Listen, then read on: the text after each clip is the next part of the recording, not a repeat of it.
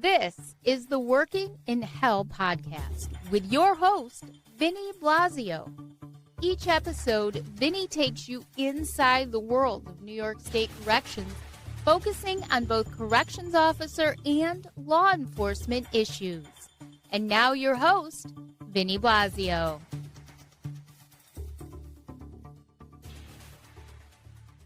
Hello there, everyone. This is Vinny Blasio, and welcome to another edition of the Working in Hell podcast. So if you like the channel, if you like the podcast, please give it a thumbs up and please subscribe. That helps me and it helps the channel stay up to the top of the search engines. So we'd appreciate it if you give it a thumbs up and subscribe on your favorite platform. So today, this is episode 20. We are going to be talking about the New York State Correction Officer strike and what's next. Now that the strike has so-called ended, the strike is claimed to be over by New York State. It's now what? So my venture on that is to say that the strike is not over. The issues that remained prior to the strike, during the strike, and are still happening today, as we just found out that a female officer from Altona just made the papers for an assault and a beating that had taken place.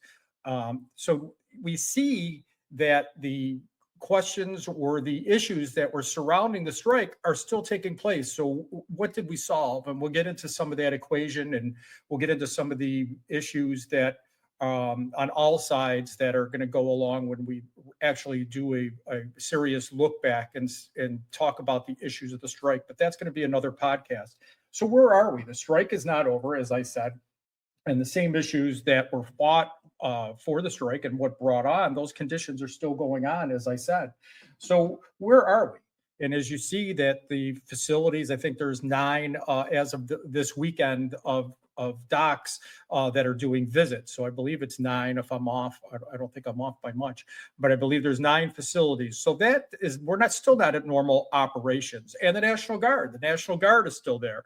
That's an issue. We'll get on to that. We'll get on to the Monday morning quarterbacking of the press conferences by the state and by DOCCS, and some of the things that the governor has done. We'll get into critique of some executive orders and some things that happened there. So this episode, we're going to get a little bit of feedback on all those things, the Sheriff's Association and those people, the divide of those that have been terminated, so to speak. And we'll get into, are they terminated? The executive order says they're terminated, or did they resign? Which is it? Because New York State being such a chaotic mess, the governor doesn't know, because DOCCS is saying one thing and the governor is saying another. So we'll get into that as well. So let's get into the first part, and let's get directly into the governor, because the governor said that when the strike first beginning days in the infancy stage of the strike, she didn't even know what those issues were. And obviously the union brought to her, we talked a lot about all the people that had said in different complaints to the governors, the families that wrote letters, the petitions, the change.org petitions. So there's many avenues. But what was unique in, we talked about this on an earlier podcast last year, is that in August of 2024, WKBW, and it's still on WKBW.com, if you go to the Channel 7 broadcast on their website, and you look in August of 2024 and you search that, you'll see where they did an interview with Kathy Hochul. So the governor was asked specifically, and that came after the strike fund that was created, and she was asked specifically, what about the correction officers? And she stated very clearly that she was aware of the officers, they needed to be safe, and she was looking into that. Well, if that is true, how do you fast forward 6 months after the fact and claim that you have no idea? And the exact reasons she was brought to, 6 months later, fast forward, and none of that was addressed. So the strike, clearly, we can blame DOCCS, we can blame the governor, we can blame the legislator, but the governor took zero action. And that seems to be a common theme with this governor. She's aware of issues, but does nothing about it. And playing your possum and not communicating and not dealing with issues is not an effective way to govern. That's strictly my opinion, but I think others would agree. And certainly the media has jumped into that. Certain legislators have jumped onto that bandwagon and said, what a mess. So as I sit here from the comfort of Florida, we look back at the chaotic scenes that have happened the last month and even the last year of what brought us to the strike today. And as I've stated many times, the issues have not been solved. And as a matter of fact, I would even say that they've been aggravated and exacerbated since then, because they're actually working in worse conditions. And like I said, only 9 facilities as of this weekend are even running visits. So we're nowhere close to having the staff, nowhere close to being able to getting a grasp on the violence within New York State correctional facilities. And now we see the spillover effect, and we'll jump into that shortly. So the governor knew the issues. She addressed them last August. Here we are, 6 months, no go. So how did we get here? And let's be honest, it's politics. Everything that's driven in the last several years is politics. It started with Governor Cuomo, continued and made worse by Kathy Hochul, Governor Kathy Hochul, let's give her due respect. And nothing has happened. We have a commissioner that nobody has confidence in, that's created policies on policies. We'll get into the basically he got his 70 is the new 100 by a reach around. We'll jump into that. So politics is what's driving New York State correctional system, and that's a problem. When the people, especially the front line, that know what the issues are and they're not addressed, that's one problem. But when politics drive the issues, that becomes a very dangerous situation, and that's where we are. As you see the skyrocketing of every podcast we do, and here it is again, just to add to the stage, the assault numbers, they're staggering for 2024, 2,069 assaults on staff, and again, 2,979 assaults on incarcerated individuals statewide. So why isn't the violence, and as you see, also the number of correction officers and security staff dwindle? So as you see, this is a problem. Where do you go from here? And it hasn't been solved. As I stated at the beginning of the podcast, we're going into actually worse conditions than before the strikes started. Obviously, there's less staff. The legislator is driving a lot of these policies, HALT becoming one. Can't beat that drum enough, so we'll get off of that to a certain degree. But politics is the head of the system, and you have a commissioner that's in political survival mode. So he's doing everything that he can politically to stay on the balance, so to speak, of these issues that are causing the imbalance in the correctional facility and driving the violence. So you have a political system outside of DOCCS, you have the political system inside of DOCCS, and nobody is getting any relief, and nobody is willing to change because it's politics and ego that has driven it. And as you can see from the commissioner, the nepotism and the role that his family plays is directly correlated to the destruction of DOCCS. And that's been, we'll get right into that. Every episode, we show the nepotism of DOCCS, and there's the Marticello stronghold on the agency in New York State. So you have over $1 million without benefits just in salary alone. All within the last name. Not all of them are in the Department of Corrections, but you can see the vast majority here, they still are in corrections and have leadership roles. So, we can't say that enough. That's always been a problem, is that we keep getting into the Marticello name, and every crisis Marticello has been part of. And we touched a lot on that the last several episodes, because the problems aren't getting better. So how a commissioner that is causing the chaos keeps a stranglehold on the agency with him and his family is just mind-boggling in itself. So policy has driven the HALT Act, as we know. And let's think about what's happened this coming week with the budget. Now, the governor, in her revenge mode, she decides that she wants to close and adds 5 prisons into these facilities, closing those facilities. So we know what's going on with that. The New York State legislature has come out, and their majority has spoken several times saying that there's no appetite to modify, let alone repeal HALT. So that they're dug in. That's not changing. They're saying that it's not changing, but the bills that have recently passed also prove that. So we'll get on to the politics in the HALT. and many other policies. Because as you can see that there was a big push in both houses, the Senate and the Assembly of New York State, both in their one house bills, have passed the closure of 5 facilities. No argument that boom, it's done, fast tracked. Okay, you got that, which is mind boggling, because now you contrast that when the governor herself proposed discovery law changes. Now we're going into discovery law changes, which may affect the DAs and criminal processes. So there wasn't an appetite for that. Whoa, we got to hold back. No, we got to protect criminals. And that's the mantra of kind of where we are in New York State. It's one of the reasons I left. I live in the state of Florida. I advocate for New York State because that was my passion. That was my career. And I feel bad for everybody that's still in New York State. But when they favor criminals and criminal protection over the citizens, that's a problem. And that's where New York State has been. And that's when I say politics drive the correctional system. So there was a great appetite. And let's be honest, if it was up to the New York State legislative majority, there would be no prisons, there would be no officers. That's just the way that it is. Until it affects their family, they just don't want to hear it. And that's another problem, because society, it happens, the correctional system happens out of the limelight.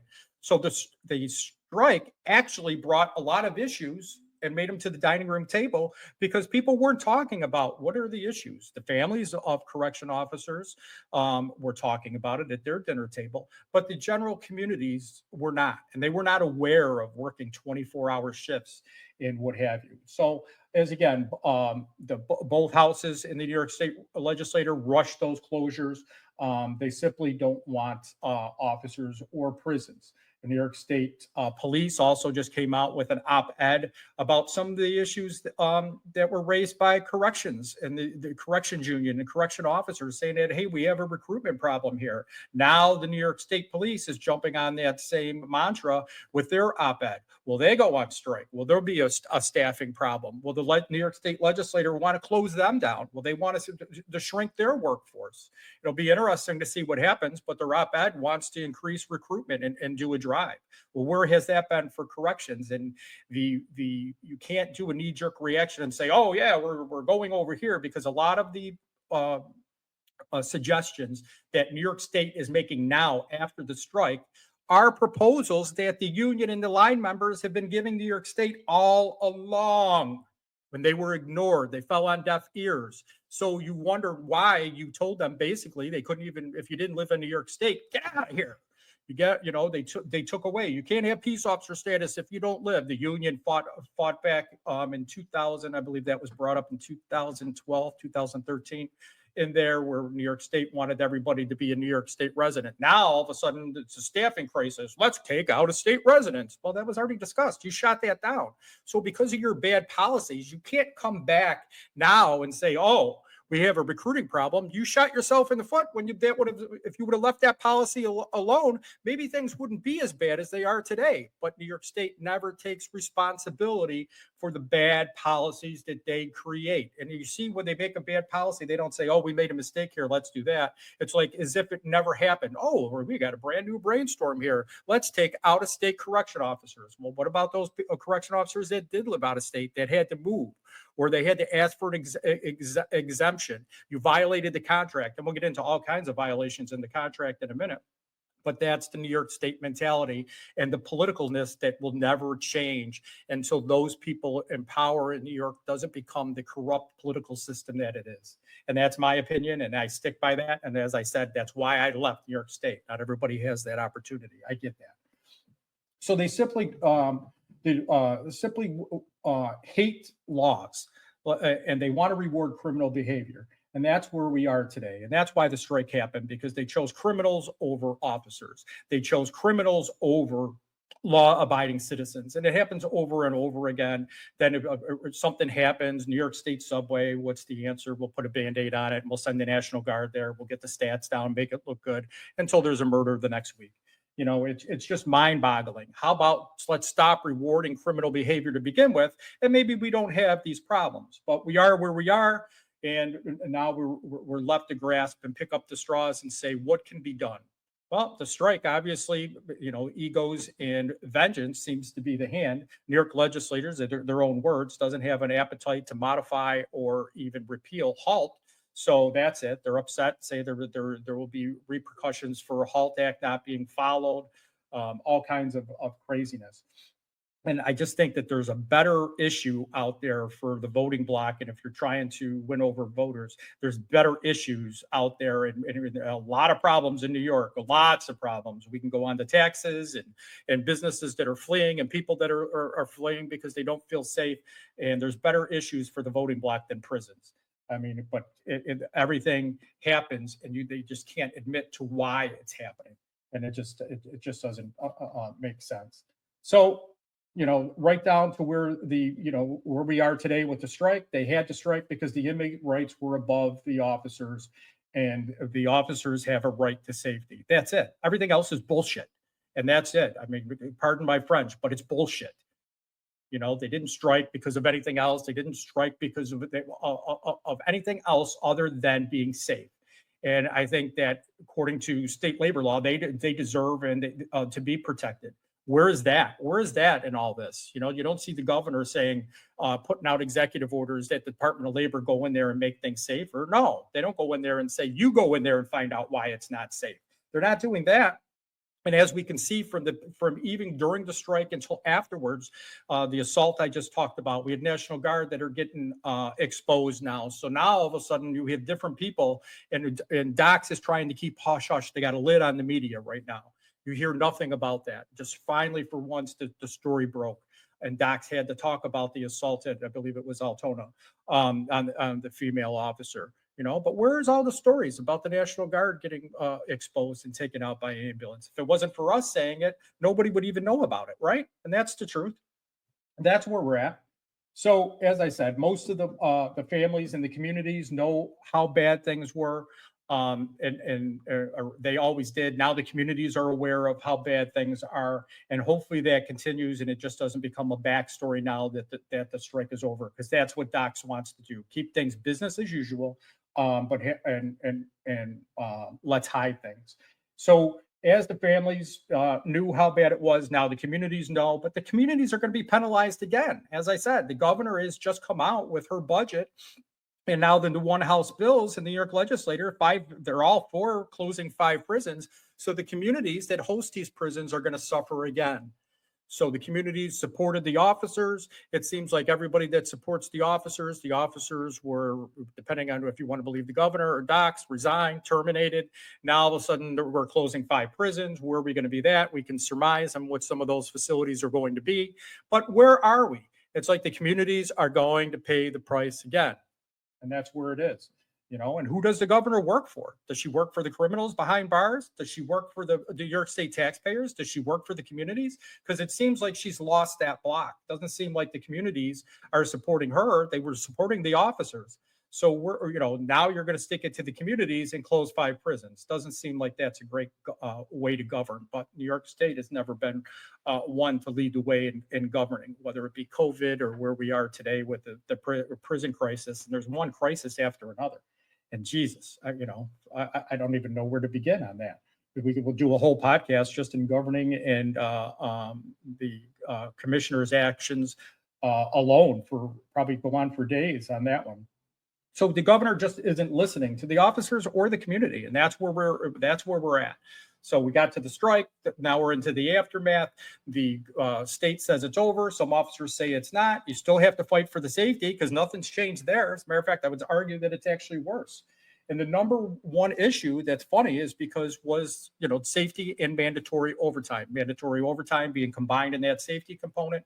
It's not healthy to work 24 hours. We know what it takes and the human toll it does on a body. The professor, I believe it was at UB, that we spoke about how the stress in working at hours is bad anyway. Now you add a 24-hour shift on top of it, and someone else did a study about it being compared to drunk driving when you're working with 24 hours without sleep. So you become irritable. You're working 24 hours. You're becoming irritable. There's going to be bad decisions made, and we've seen bad decisions made by officers, by everybody. And you cannot condone that. And all of a sudden with the magic wand, oh, no more 24-hour shifts. Well, wasn't that what the officers were asking for to begin with? All right. Now they've combined that and switched it up with these 12-hour shifts, 7 days a week, no days off. And some are now just getting into violating the contract and just picking and choosing who gets what day off. But that's a different story. But that was the number one issue, is mandatory overtime. It took a strike for you to come out of hiding and be able to address that. Come on. And that's what happened. It took a strike to address 24 hours. Nothing should be that complicated, and nothing is. But in New York State, because of the bureaucracy and the political ways, it did become that. It took a strike to address 24-hour shifts. Should be against the law anyway. Where's the legislation for that? If you can wave a magic wand and rush to close 5 facilities, where's the rush to say that 24 hours is now illegal in New York State? Where is that bill? I'd like to see that today. So again, why wasn't that addressed before? You know, the toll that it takes, the negative effects, the negative consequences, the constant stress, and now all of a sudden, it's a human rights issue to me. Working 24 hours, everybody should be up in arms about. Where is the progressive legislator for the human rights? If that was happening in a different country or an employer was doing that in New York State, they'd be up in arms. That's human rights. That's employee rights. You're violating it. But because it's New York State that's doing it, oh, no, that's okay. No, we can do that in New York State. We can do it as the employer, but don't you do that. Don't you do that at all. And that's a problem. So what would happen? Let's think about that for a second. What would happen if it was? If Ford all of a sudden says, we're going to make our employees mandatory 24-hour shifts. Do you think that Kathy Hochul would be out there with her Dunkin' Donuts and her UAW sign out there going on for workers' rights? I think so. I mean, she showed that already for less than that. So doesn't New York State correction officers deserve the same thing? I say yes. I say yes. So, you know, where are we going with that? You know, I just don't understand. The 24-hour shifts, it's just mind-boggling. And when will it change? You know, I just don't understand. And let's get on to the why we're talking about the Hochul. This is my letter to Kathy Hochul. It was an open letter, but this addresses Governor Hochul's actions. Governor Hochul has signed and or supported several legislation measures, including bail reform, the Less is More Act, the Clean Slate Act, and the HALT Bill.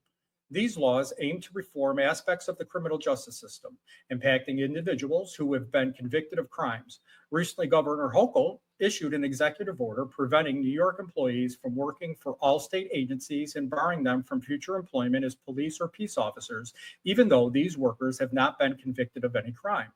This executive action raises questions about its impact on New York State employees. It appears that the governor has potentially violated state laws related to human rights, EEOC regulations, discrimination protections, New York State workers' compensation benefits, and federal regulations under the Family Medical Leave Act. This concerns the announcement of the termination of over 2,000 correction officers who were on strike. It is noteworthy that some of the officers were on bereavement leave, recovering from work-related injuries, or maternity or paternity leave, or on family medical leave at the time of their dismissal. Given these circumstances, it raises the question of whether the governor should face charges more severe than those imposed on the New York State correction officers forced to strike during an unaddressed safety concerns. Right there is the caveat. Where's the penalty for New York State? There isn't any. What's the penalty for the governor? There isn't any. Additionally, it may be worth considering whether the governor should be restricted from further employment in New York.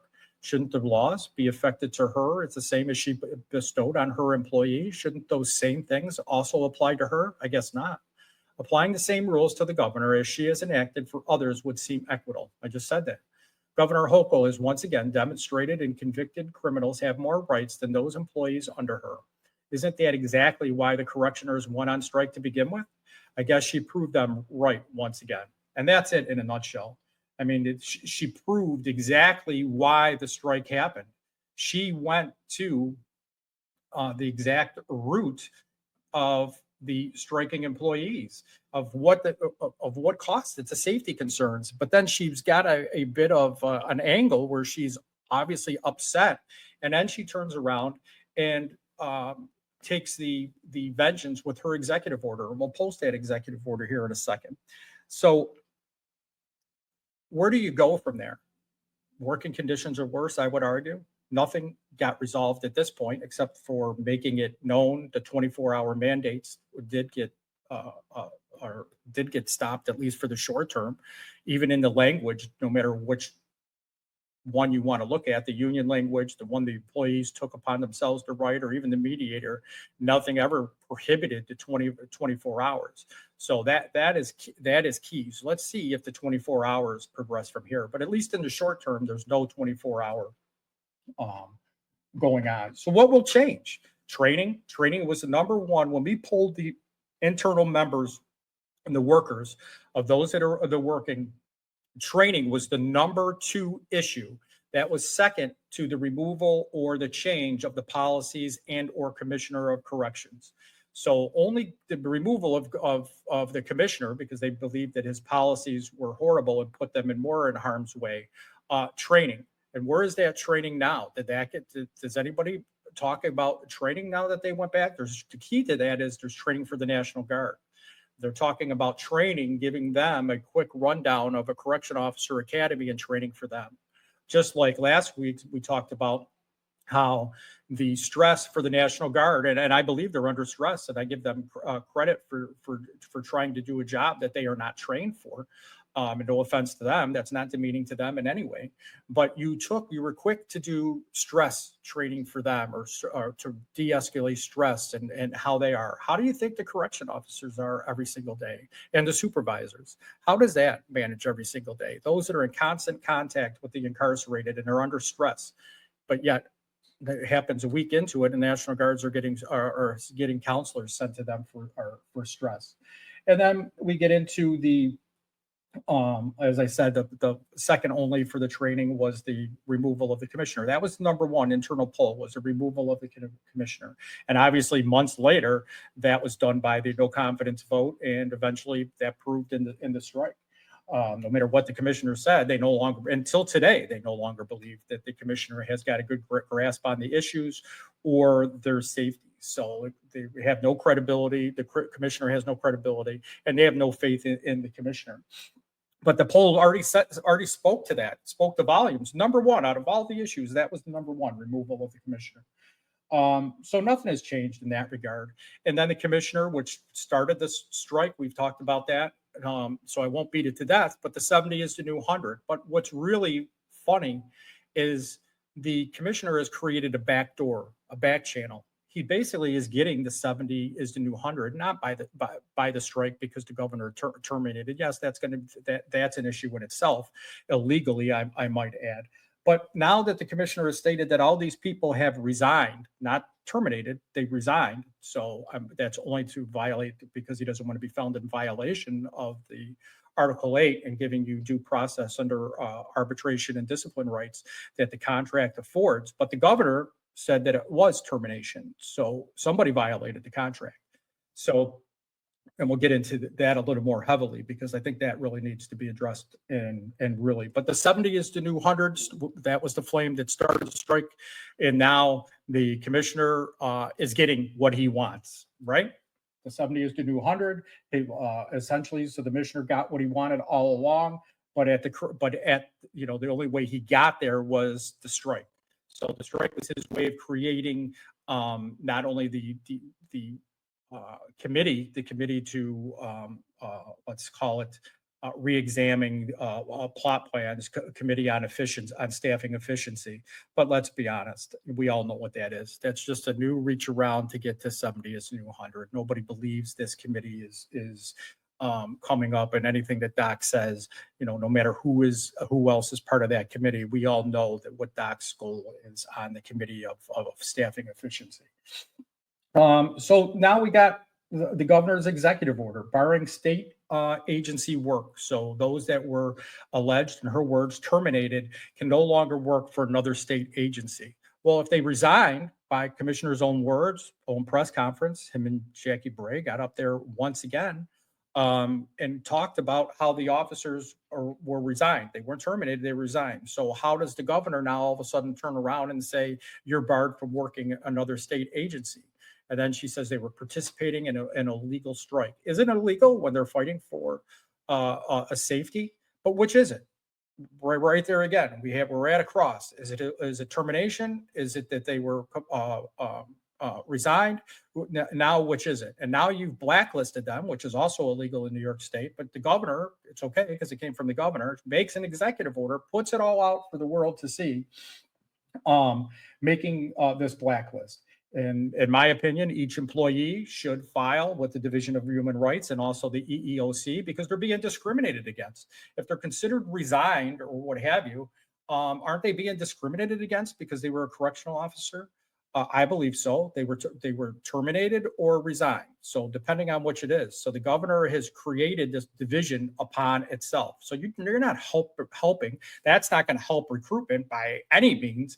So we've said that we're going to help recruitment by getting out of state residents. Well, that was a union idea that was proposed. That was actually fought, saying that you cannot do that. But now it's there again. So how does this? Terminating staff, how does that help? So people are like, it's not safe. I'm going to take this job. I don't think so. So each, like I said, it's an illegal, and let's put it up there so everybody knows what exactly it is. So this is an executive order, illegal in my opinion. It's an illegal edict from the governor. And then she goes on to blacklist everybody into section 1. She gives her reasons why. So, and anybody that wants this, it'll certainly, I can put this on the website or email me and I can give it, but it's right on the governor's website. This is public information. It's right from her own words, signed by her, dated, the whole gamut. So this isn't just rhetoric. This is actually by the governor. And give an executive order and saying that the counties recommend to the counties, and they're going to create a DCJS list saying that nobody can be a police or peace officer. So isn't that a problem? The counties have come out and said we're not even going to go listen to that. Not every county, but the majority of the counties have come out so far and said we're not even going to follow this. So she's blacklisting another illegal, in my opinion. She did the barring of state agency employment. She also violated by going to the counties. The New York State Sheriff's Association, I believe, has also said that they're not going to follow it. They've sent her a letter saying repeal this. Rensselaer County executive, I think there were many others that said that we're not abiding by this. Come and join our force. We're going to hire you.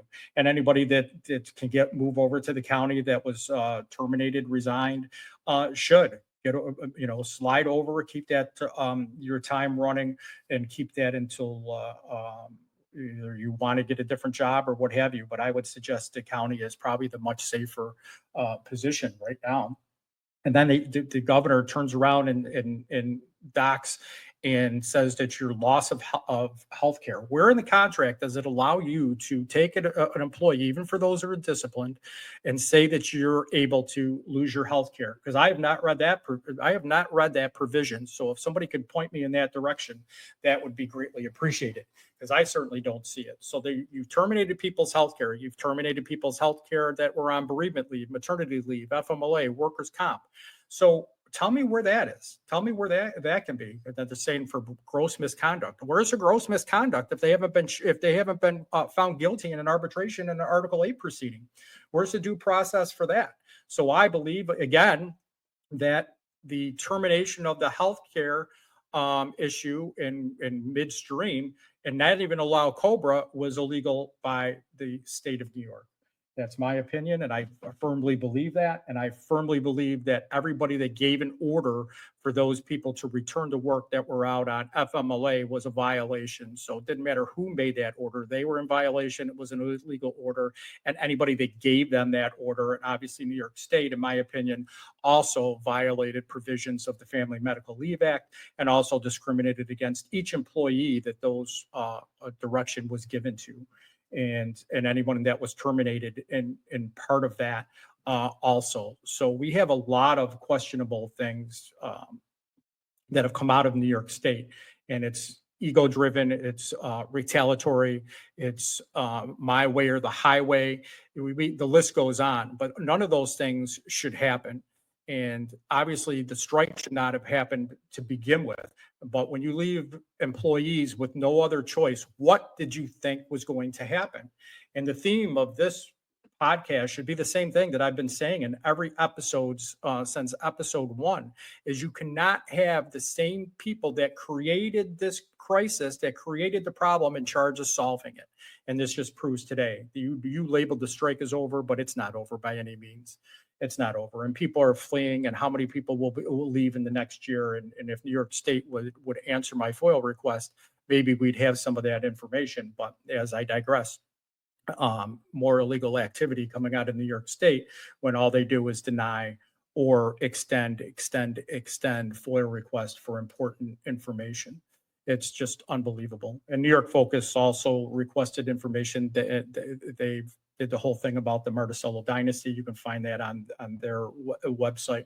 But that's not where I'm going with this, is their FOIL request, and on other media outlets that have requested things from DOCCS, and their FOIL requests have also been delayed or not given. So, and you don't see that in the media a lot. You don't see a whole lot of the violations of the FMLA, violations of the Freedom of Information Law. You don't see the violations of the healthcare. It was certainly talked about, but you don't see that anymore. That's completely died out, but those violations are still there today.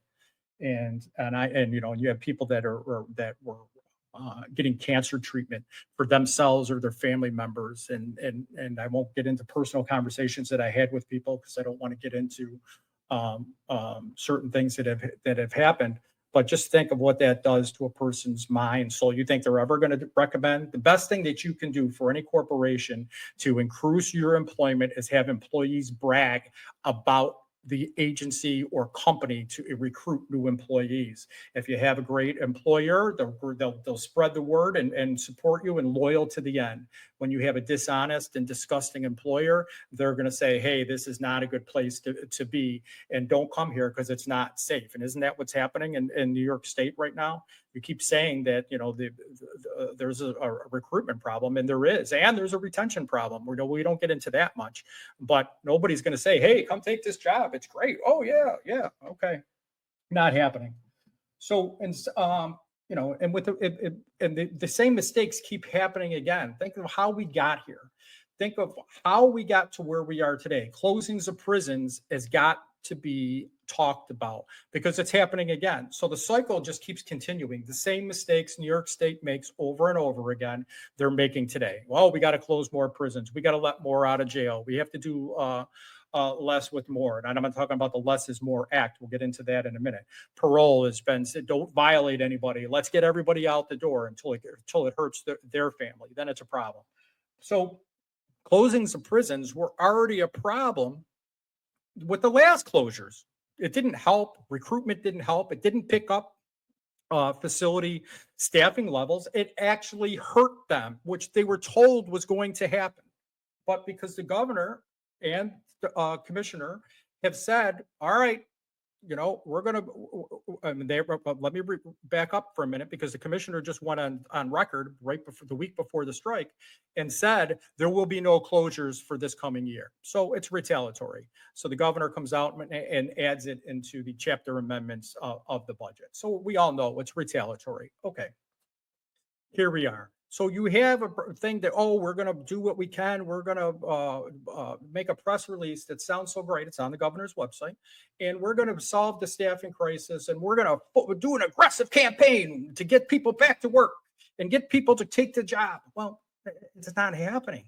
And you just made the threat of closing 5 prisons. Who's going to come to take a job and then say, okay, my facility is going to close? Does that even make sense? And then with the last closures, people had to travel up to 200 miles away to go to work. They're not going to do that. Some 100 miles away. They're not going to do that. For Great Meadow, there wasn't a facility that was closed, with the exception of Washington, and more people left that had to leave Great Meadow than even Washington could hold. So where are they going? They got to travel over an hour to work. Who wants that? Nobody's going to uproot their family and think that's a good recruitment tool. And now you're closing 5 more so that more people are going to be on the road, and you think that's going to solve it? Yeah, in New York's infinite wisdom, they don't want officers, they don't want prisons, and they don't want inmates in there, so they're just going to let them all out. And that's basically what's happening. And we'll get into that with the new parole coming up. Is that, let's let everybody leave. So the staffing realignment fell flat with the staffing closures, or with the prison closures last time. They never got the bodies that they claimed was going to happen. So why would it happen this time? It's not. It's going to make a bad situation worse. And then we reclassified inmates, right? We've talked about that a couple times. So you take max inmates because you're closed to a max facility, reclassify them to a medium. Now they go to a medium facility. Is that safe for anybody? No. That's why you've had murders going on. Come on, stop the nonsense. It's madness.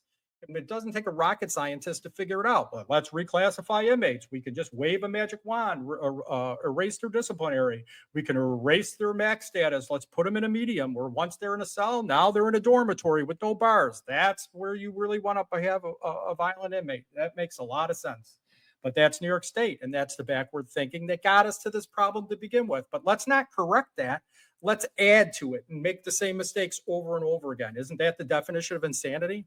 Is doing the same thing over and over again and expecting a different result? That's what we have here, folks.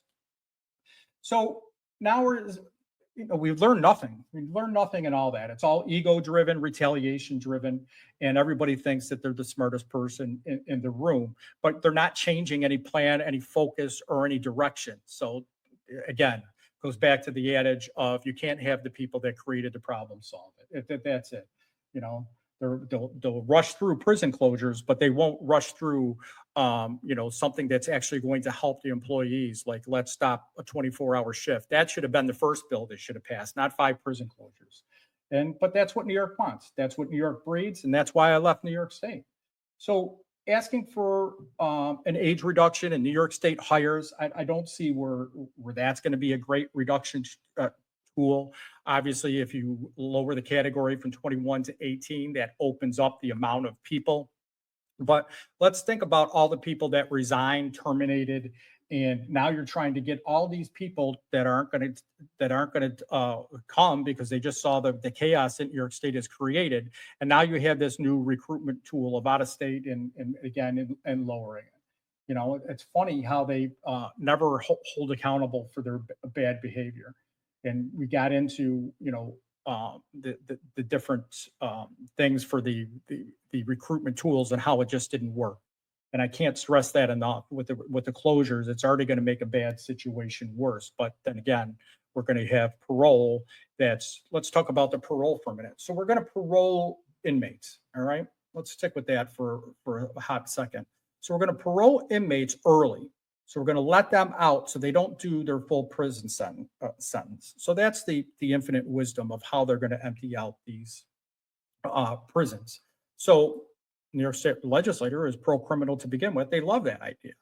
All right. But who's going to get held accountable, just like when illegal immigrants, those that shouldn't have been here because not take the even that they got here illegally, but because they committed crimes in other countries and they came here and murdered people and committed crimes too, right? They shouldn't have been here to begin with. And the same is going to hold true with that. You're going to have criminals that are released early, okay?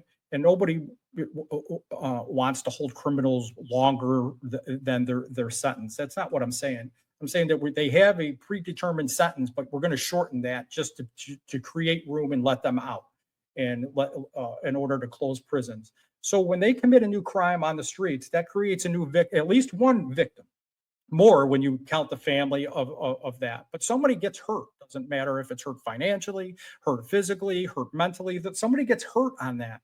So what are the repercussions for that? But yet that's what we're going to do.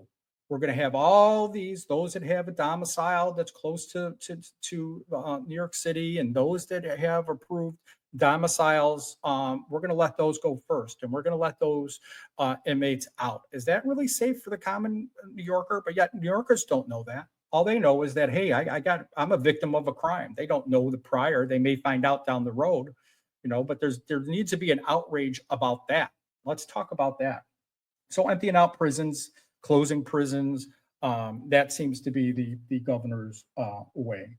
And I don't really get a lot of these illegal I'm not going to say illegal because that the legislator does it, but that's one thing, with closing the 5 prisons. But I don't understand how New York State rewards criminal behavior. I just don't understand that. And I don't think that policy is a good voting strategy to recruit voters to your side. I just never wrap my head around it. But then again, they come out and say that this is what we're going to do. So they the lawmakers went on TV and then they said that they're, supporting HALT. Not once has anybody that supported HALT and says that HALT's a good thing come out and said that, yeah, well, let's take a second look at that. Or where is the legislative body as a majority, not just certain fractions of it, or the minority saying that? Where are they saying that, yeah, let's look for workers' rights. Let's protect those. They deserve to be safe. Where's that? Where's that in all this? It's lost. It's disgusting. And let's be honest, whether we're talking about human rights, the HALT Act has actually gotten other inmates killed.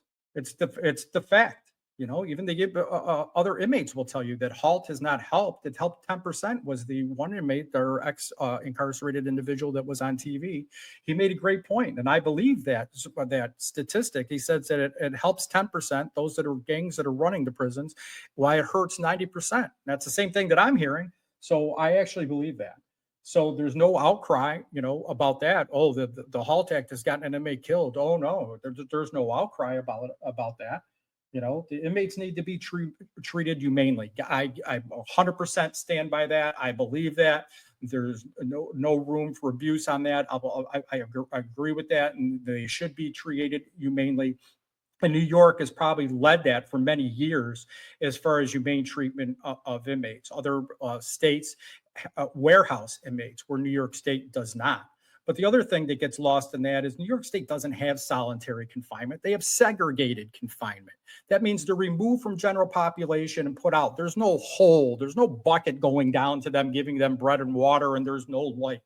I mean, we talked about that before on many episodes of this podcast. So for them to say that they need the Mandela laws and they need solitary confinement, New York State doesn't have that. They have segregated confinement. That's different. It's vastly different.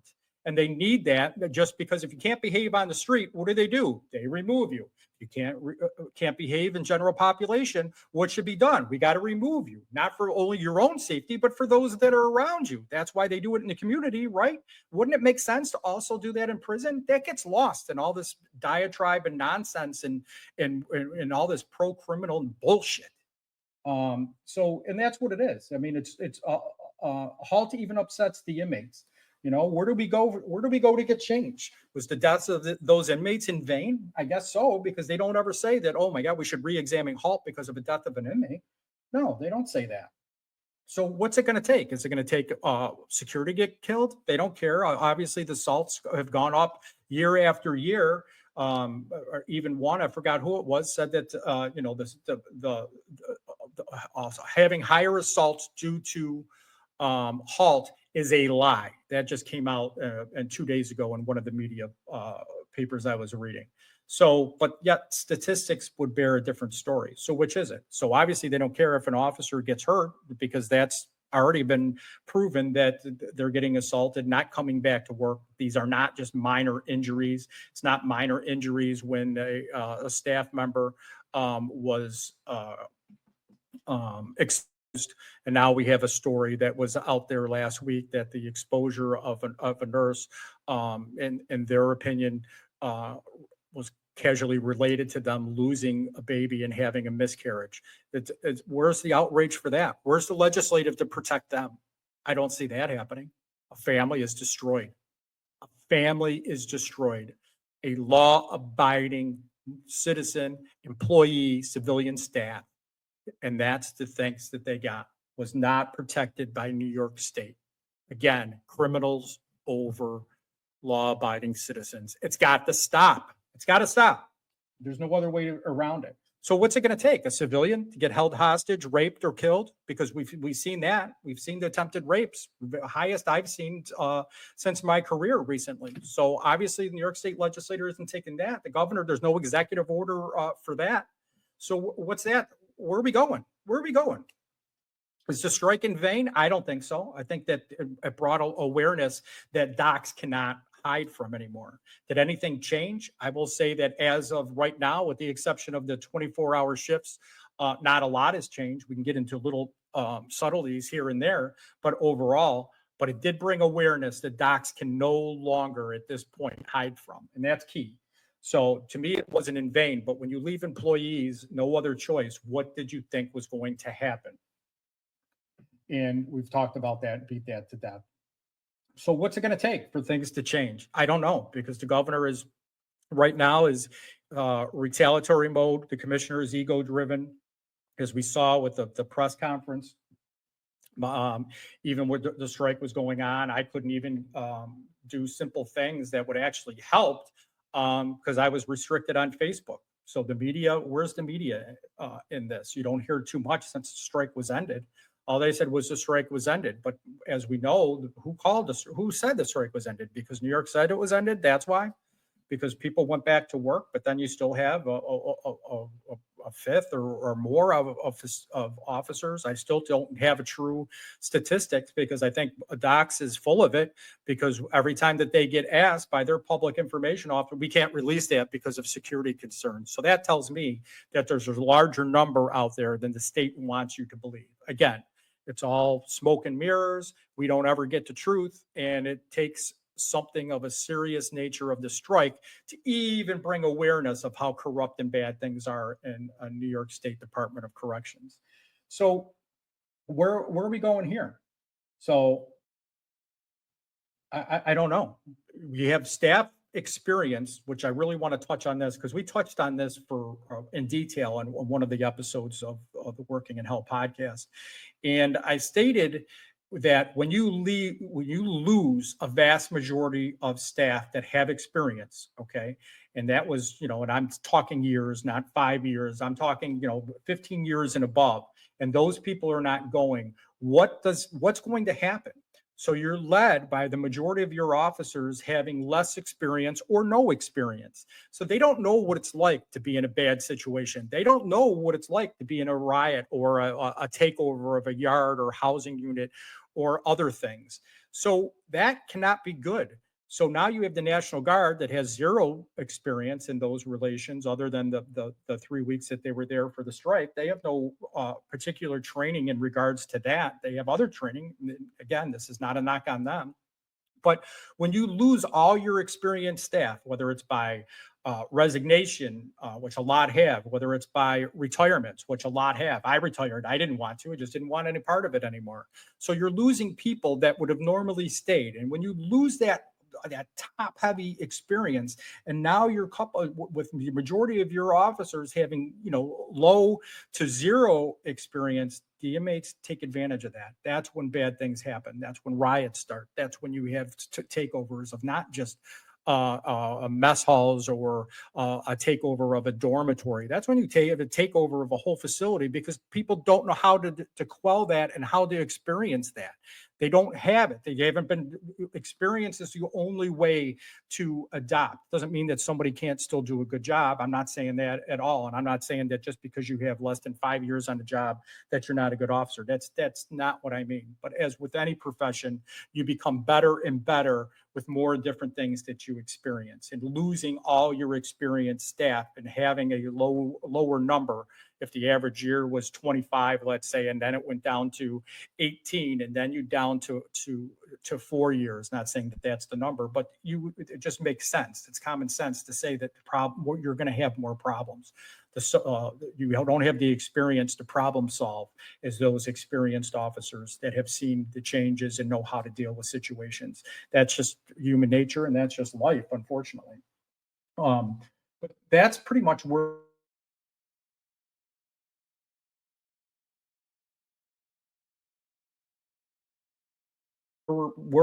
it's like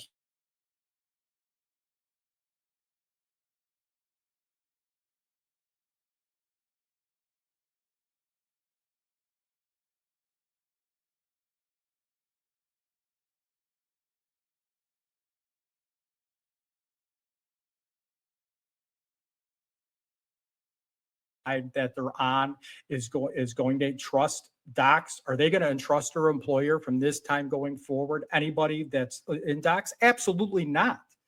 So where do you go from there? And do you think that anybody that's working thinks that the New York State has their backs because they've seen what the New York State legislator has done to them and there's no appetite for change? Do they believe in the New York State legislator? I would venture to say no on that. Do they have trust in the governor after the governor authors illegal edicts to say, well, that's it. You're done. We're taking away your health insurance, even for those that have come back. So no, nobody is going to trust the governor. Nobody trusts New York State. Nobody trusts the legislator. Nobody trusts their commissioner, and nobody is going to trust the department. The trust is gone. It's eroded. How do you bring that back? It's going to take years and different mindset of anything for that to change. That means the commissioner needs to change. That means the department needs to change. The culture needs to change, and officer safety has to be paramount to bring that effectuated change. And right now, you're just not seeing it. Let's get back to work and let's make your conditions worse. Does that make sense? Let's get back to work. That's going to do wonders for recruiting. Let's get back to work. And now you're more unsafe, but it's okay because I'm the commissioner and I'm the governor. And the governor has such disdain for her employees. Let's think about that. With their executive orders, what does that signal say to every employee? That basically, I don't care. You're under my tutelage. You do what I say, but not as I do, because I can do illegal things. But if you do it, you're going to be disciplined, terminated, or resigned. So that's gone. And let's think about the last press conference that DOCCS and the Commissioner of Homeland Security did.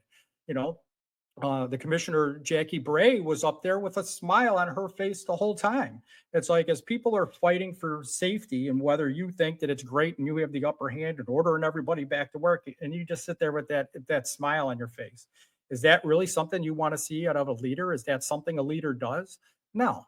And then the Commissioner Marcello and them too, as somebody wrote to me in the email, looked like that they were playing grab ass, and it looked like they were high school kids. I mean, I've heard that from more than one person. I didn't notice that right away, but after I went back and watched the video, and it's still on YouTube, go back and watch it.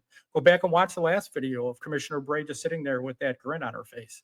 I mean, it's appalling, but that's the mentality, that's the ego, and that's the vindictiveness of what the example of New York State is. And it shows the commissioner and his whole family when you have a whole thing of nepotism that goes on. So those things are entrenched. It's not going away anytime soon because it's entrenched. It's entrenched in New York State. It's entrenched in the New York State legislature, and it's entrenched into the agency. And now you have the governor who I thought was going to be above all that and be the grown up in the room and say, let cooler heads prevail and let's do this. But then you basically do more illegal things than you've already done. At first, I thought it was DOCCS, but now I have to see that that's coming from the governor because of her executive order, basically making a blacklist. I've never seen that happen before, not in New York, but again, canceling the healthcare and doing these other illegal things I've never seen before either. So that's my rant for this week on the Working in Hell podcast. So I hope that this brings a little bit of light of where we are from the strike. We'll do probably one last one because I'll be out for a little while. And we'll do a synopsis basically I'm going to do one anyway for a different organization as far as what not to do and what to do in governance and union employees and labor organizations and organizing. I'm going to do a whole synopsis of what my opinions are of what could have been done better and what was good and all of it. So I don't know if I'll do that on this podcast or a different one that I do for a different organization, but we'll keep that going. We'll keep that conversation going anyway, but there'll be a little lull probably as this comes directly out of my pocket. I don't take donations. I don't do anything. So there'll be a little lull and a couple things coming out. So I have some personal needs that I have to attend to. And again, I just want to thank everybody for listening. Give it a thumbs up if you enjoy the podcast, and please subscribe because that does help me. That helps get the message out as well, because it doesn't seem the media is driving a lot of the narrative seems to be coming from New York State. You're only hearing the narrative from one side. You don't hear a lot coming from the employees, though they did try to speak during the strike, but there was no constant media blitz. So that the narrative is run by New York State and obviously run by DOCCS. So it's good that we do these podcasts just to let the people know of some of the issues that are out there that's not coming from the mainstream media. And I also has always been my point that the mainstream media needs to change a little bit, and podcast is one of those things that can help effectuate those change and help. And sometimes they can work together. I've certainly worked together with many people throughout the last month to help get the message out. Not always successful, but we don't ever give up either. And I don't want anybody to give up. And for those people that are struggling, I just want to, do this again. We have the Western New York hotline. For those that are in the Western New York area, if not, reach out to me, those that are in crisis. And I know that several people were before, during, and after the strike. And we need to make sure that people are getting the help that they need. And obviously, we want to help anybody, just not only in the Western New York area, but they were guests on my podcast. So obviously I have their information handy. And obviously you can go on to see through NewYork.net. Those that are on audio, here it is, the payrolls numbers, but that can be easily Googled for the Marticello dynasty on DOCCS, but that's at the bottom of the screen. For those who are in video, obviously you see that. So just as I close with every podcast, I want to say that be kind to the person next to you, as you never know the struggle that they are dealing with. And again, for those that are back to work, be safe. It's crazy conditions, to be sure. For those that are fighting to go back, we wish you much success and help you in any way. And those that have totally given up and are no longer, and you resigned and retired, I wish you success and thank you for your service as well. And hopefully the future is bright for everyone. And again, my name is Vinny Blasio. If you like it, please subscribe and give it a thumbs up. And we will talk again soon, probably in the next couple of weeks, I'm hoping. Thank you, everyone. You've been listening to the Working in Hell podcast with Vinny Blasio. Find this podcast on any of your favorite platforms like Audible, iHeart, and Spotify. And be sure to check out www.workinginhell.com for more information and important links. Thanks for listening, and we'll see you next time.